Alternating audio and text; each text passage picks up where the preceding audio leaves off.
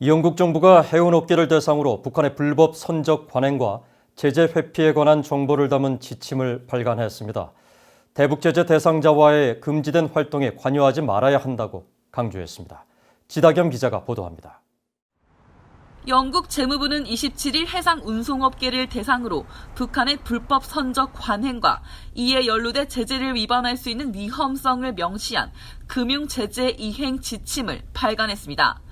영국 재무부 산하 금융제재 이행국은 이 지침에서 제재 대상국의 불법적인 활동이 해양산업과 관련된 여러 분야에 걸쳐 발생할 수 있다고 경고했습니다.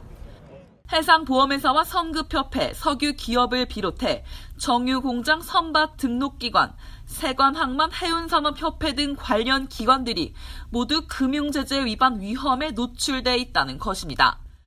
금융제재 이행국은 특히 제재 회피를 위해 이용되는 불법적이고 의심스러운 선적 관행을 지적하면서 대표적 사례로 북한을 꼽았습니다.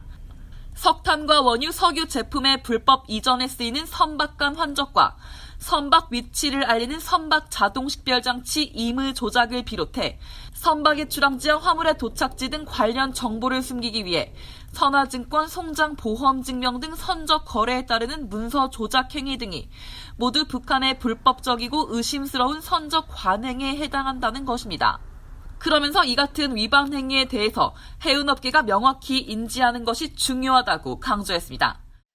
금융제재 이행국은 또 이번 지침에서 북한과 이란, 리비아, 시리아를 해운업계가 주의해야 할 주요 제재 대상국으로 지목했습니다. 특히 북한의 경우 유엔과 유럽연합의 중대한 제재 조치 대상이며 광범위한 제재 아래에 있다는 점을 강조하고 북한의 불법 선적 관행에 관여할 경우 제재 위반 위험성이 있다고 경고했습니다.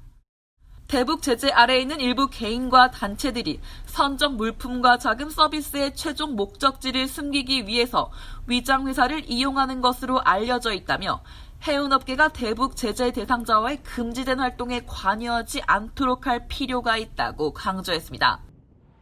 영국 재무부의 금융제재 이행국은 북한 관련 활동에 수반되는 복잡성과 위험성을 고려했을 때 모든 대북 활동을 금융기관 등 관련 기관과 사전에 논의할 것을 강력히 권고한다고 밝혔습니다.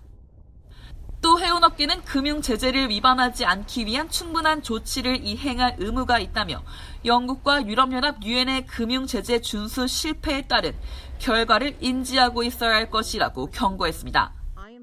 VA 뉴스 지다겸입니다.